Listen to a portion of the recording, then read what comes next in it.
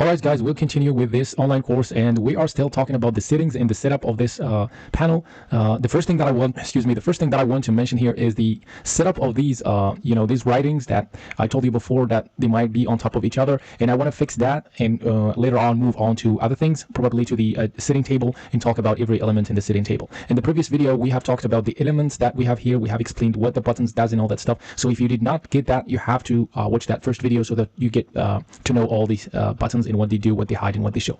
So I have here the strong low, and I have the previous daily or weekly low, and I also have the Fibonacci on top of each other, which is not something that is good to look at. So I choose to keep it by default in this way, so that I encourage you guys to get into the settings and play with the settings, get to know this tool, because if you are going to invest in this tool, you might as well just know pretty much how to use it, change the colors, and create your by default settings, and then you get to save them in the template, and you can load them whenever you want. So what I'm going to do is I'm going to try and move this strong low to the bottom or to the top, and I will move the previous weekly and the daily highs and lows to the bottom, and also will move the Fibonacci to the right of the chart, and I will move this timer also to the right of the chart, because the timer gets in the way of these things, or these writings sometimes as well. So let's get into that thing first. Now I want to show you a tip that you can do as well. So if you want to get access to the settings, what you do usually is you right click, and then you go indicator list, and you double click on the indicator. That's where you get the list. Now there is a shortcut that you can use. So what you do is you locate the iBoss or the iChalk, any one of them. There's a dot here, so you locate that dot, you double click on that, and you will get the settings, the panel. So as I said guys, we have a problem with these things that we're going to fix right now. So what I will do is I will scroll down to locate this strong low and weak high, and it's here, and I have this line here that says the indent to the right from the current bar, which is this one here. So what you can do, you have a pretty good control over this one. So the weak high and the weak low can be moved in terms of the distance from the current bar and towards the scale to the right. But what I do usually is I move this the position of that to the top or to above, and then I keep it that way. I don't want it to have them separated. I just wanted to have all the writings in one line. But again, feel free to move these writings to the right so that you have them in it's separate lines. So for example, you have this pre-daily on this line, and you have the weak high and the strong low on this line, and you have the timer on another line, and you have the Fibonacci on the other line. That way there's no way that they're going to be on top of each other. But I prefer to have the writings here, the Fibonacci here on this level right here, and the timer on this level right here. So that's exactly what I'm going to do in this video, in this representation. So moving on, I'm going to locate the pre-weekly, daily, and monthly, and to do that I have them right here. And the same way, you have the indent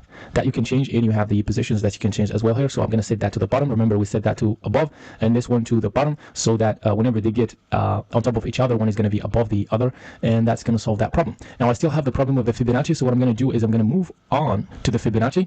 And here I have the Fibonacci. What I'm going to do is I'm going to move the Fibonacci a little bit to the side so that it would not be in line with these writings. So by default it says 10. I'm going to change that to 15, and I still have this one here, which is the timer. So I'm going to locate the timer as well, and I'm going to change the indent from 1 to 23. Now remember, the resolution of your screen might be different, so you want to play with this number in a way that is going to be in line with what you are looking at in the screen. So I'm going to just go ahead and click OK, so that to save these settings. And as you can see guys, I have the timer up here on the first thing from the chart, and I have the Fibonacci levels that I can read clearly without problem. And I have these stuff. This one I couldn't even look at it, I couldn't even read it before, but now it's clearly pre-daily low. This one is a strong low. This is what I mean by one on top of the other, and this one is weekly high clearly. Now these things, it's very hard when they are one on top of the other to change anything, because they have the same settings in the setting table. So it's pretty hard for you to change anything.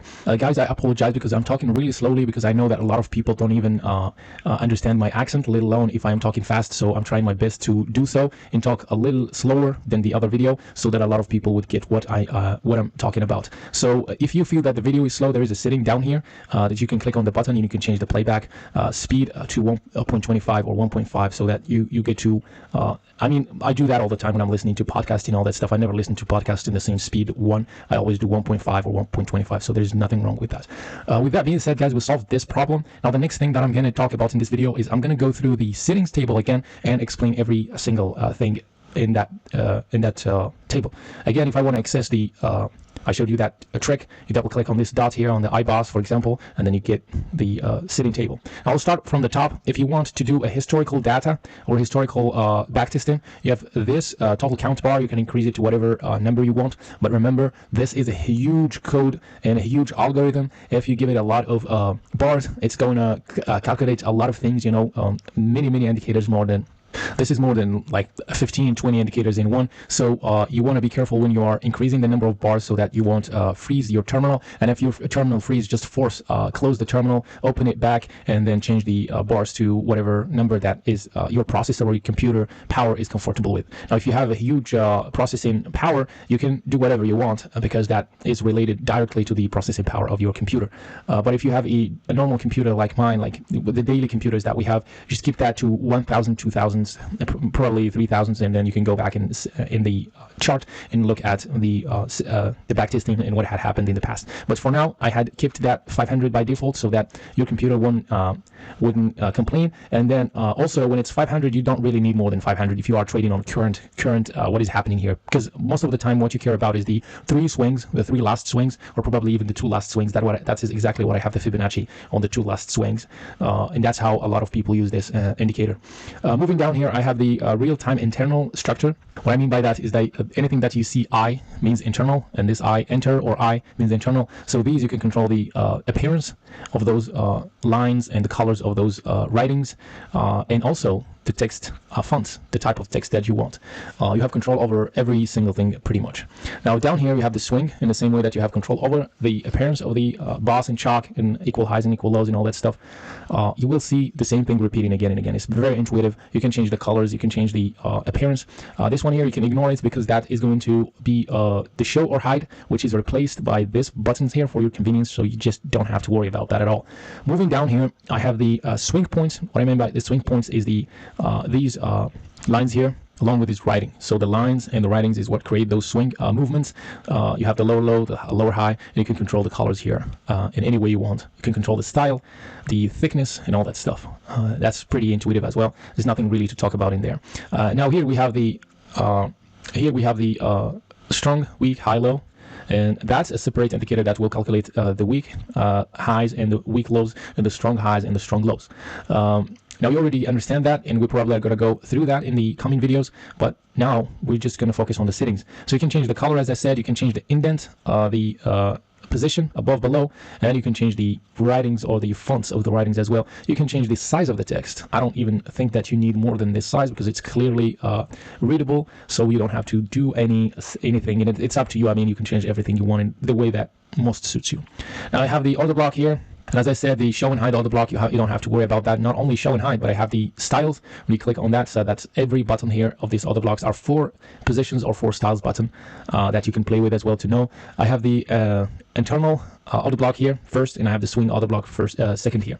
So the colors, you can change them in any way you want. By default, I have chosen the most suitable color that goes with the black background and the white background, but you can still choose whatever colors you want. A lot of people consider this order blocks to be, very useful when the colors are indicative of what is going on in terms of the bullish and the bearish. I mean, green and red, but that's really not my perspective. I like to read the chart from, unique way that does not really have to do with the colors, because psychologically it has been found that the colors create bias, so you don't want to get into that situation where you are controlled by the computer and you're not the one who's in control of the computer. What I mean by that is that colors can control your perspective. So when you see, for example, a lot of green on the chart, you are oriented more to the buy bias or to buy-in bias, which is going long bias, and then when you see red, you are more biased towards going short. So that's a problem that you want to be careful of as well, and that's why a lot of people choose as well the chart to not be green and red and to be just black and white or yellow and white, stuff like that. Anything other than red and green. So that's just besides the point. Moving down here, as I said, I have the swing order blocks. You have control over the filled boxes and levels here, so that you don't have to worry about that. As I said, you have it already here in the buttons, and that these replace the buttons, but you can change the colors and all that stuff. That will also give you control over a lot of things. Now moving down, I have the equal lows and the equal highs, and the equal lows and the equal highs that you can see here. We have added something unique to our algorithm that a lot of people don't have. And so when you have 2 bars, for example, the algorithms are going to calculate for example, the two bars as equal highs or the two bars are equal lows as equal lows, which does not really make sense to anybody, because I don't consider that as equal highs or equal lows unless if the price give me like 4 bars before it moves again up above 4 or 3 bars and then found some kind of resistance, and that would be considered as an equal high, or in the same way on the opposite side equal lows. And to solve that problem, I have added here a minimum number of bars that you can calculate. So if it is a 3, then 3 are going to be the minimum number of bars before you calculate in equal highs or equal lows. Now you can increase that to much more numbers so that you get more accurate calculation and more accurate indication. That's something also that you want to play with. In the same way, we have the colors, the style of the writings, the style of the lines.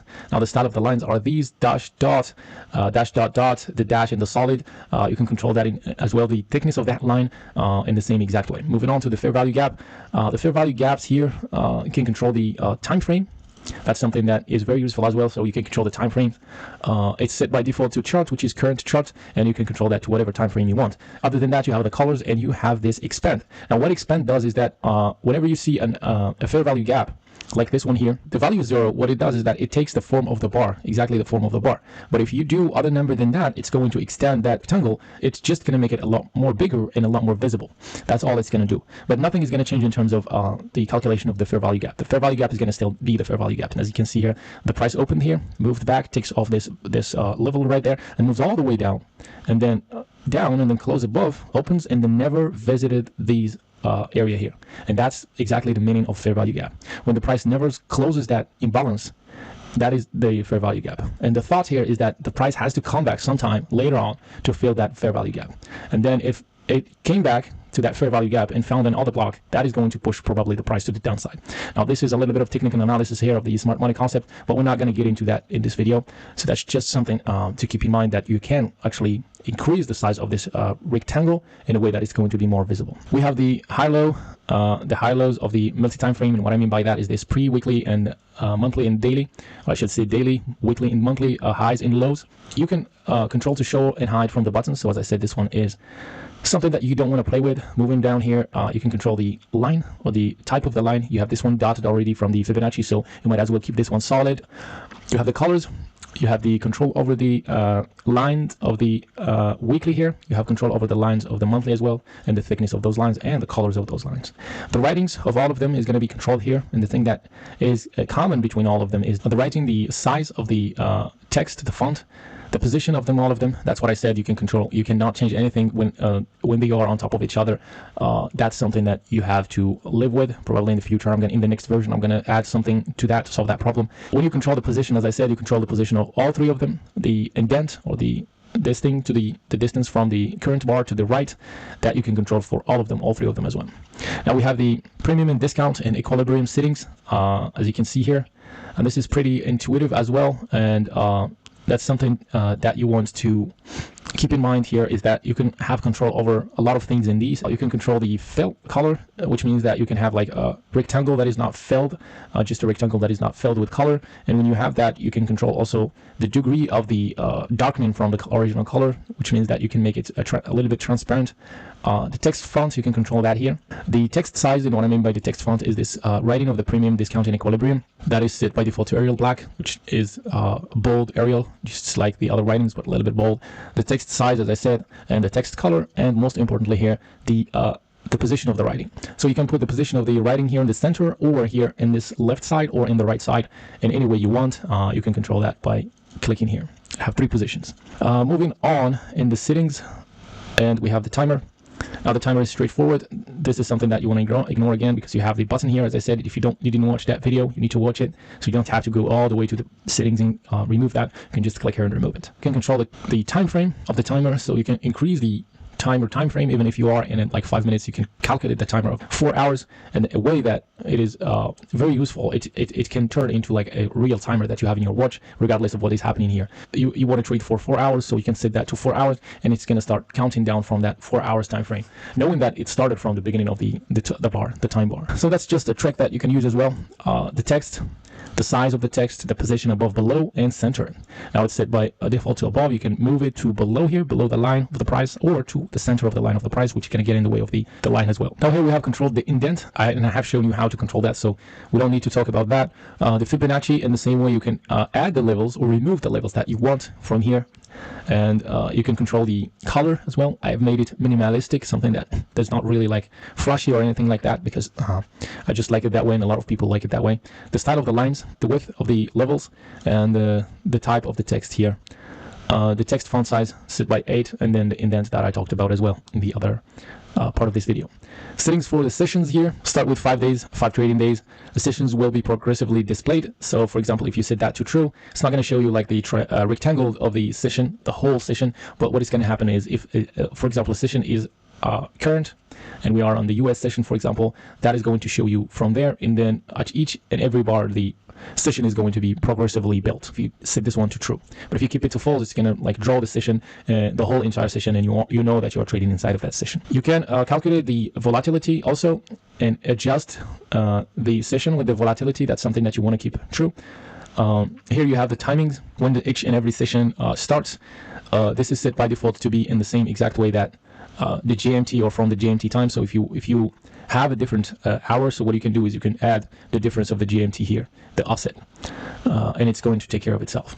Now you have the control of the colors. Now these colors here, the filled colors, are optimized to work on the black background, but not really on the white background. So if you like to show those filled boxes, you can change these colors. But if you like to show the unfilled boxes where you have just like lines, or that rectangle of lines, that is going to be working on all backgrounds. But these filled are set by default to be a lot more suitable with the black background.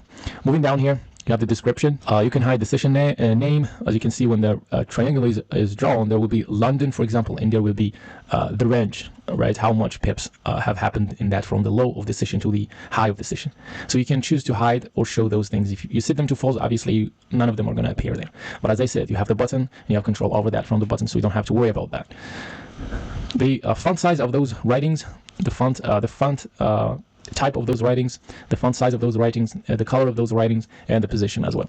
Now here the position is very extensive. You can set it to the center, you can set it to the left, the right, the upper left, lower right. You can play with that. Now here you have the alerts, and this is all you have for the entire alert, so that you don't be confused. All the alerts that we have, like whenever an iBoss or iChalk or anything happen in the chart, you are going to be alerted, and you can control the alerts from here. You can control the alerts to show the alerts by controlling this to true or false, and then you can control the phone notification, the email notification, or the email emails. I don't even think that anybody's using emails. Anyways, but there are some people that do, so no judgment. Sound, and that is going to be a sound of a buy and sell, different sounds for each, or the bull and bear signals, or the bull and bear indications, and if you set that to true, anytime something happened there, you're going to get that sound. Now the panel here, I'm not going to stay long talking about the panel. What you can do is you can play around with the panel. So each and every color here is that you can see here set by default are what's building this panel. So you can change these colors, and it will change the panel in any way you want. So you can set your own colors, but just remember, when you set these colors, you change the colors and all that stuff, I highly encourage you to save that. Click on save, this button right here, and save that in a template. Save that as a preset, so that you won't lose it. Because when you by any chance you close this, you close the panel, everything is going to disappear. When you put it back, it's going to come back to the by default. So what you can do is save that. So when you install it or you choose a new chart, attached to the chart, you can load. You can click on load, and you can double click on that template that you saved. You give it the name that you want, and then it will bring back all the colors that you saved. That's just something that I want to put out there, so that don't blame me later like I have worked hard, because it's really not easy. You might spend an hour changing these colors, and then if you don't save them, they are gone, completely gone. Moving down here, you have this world map that you have here, and then if you change these, what's going to happen is these flags and the position of the flags is going to change. So I probably highly encourage you to not play with that. You have the settings for the text time, and what I mean by this text time is this here, and also you have it here, that's the color, the lavender. You have the font name to that, and you have the text size to that. So you can change all that, and it will control the type of this writings right there. Now whenever you click on every button here, there is a sound that comes with the click. This sound here, it uses the sound accompaniment. If you find that sound not really a good thing, so what you can do is you can take that to false, and then there you go. You get rid of that sound. And let me give you a taste of that sound. So let's set that to true, and I'm gonna just click on cancel, and this is what you're going to listen to. It's cool if you have a lower, you can decrease the sound here of the computer, and that is going to be a lot more cooler because you are not going to listen to that, especially if you are wearing a headset. For me, I'm wearing a headset and it's still fine. But when it's the sound is increased really highly like this, it's going to be so strong. So that's something to keep out of the way as well. With that being said, guys, we have gone through the buttons, the panel, we have gone through the settings, we have gone through every single thing, how to set up these things, this problem, the only problem that we have seen here. Other than that, the whole thing is ready to use, right? So you can control these stuff here. You can do the normal, usual stuff. With that being said, guys, I'll leave you to it. Take care of yourself and see you in the next video of this online course.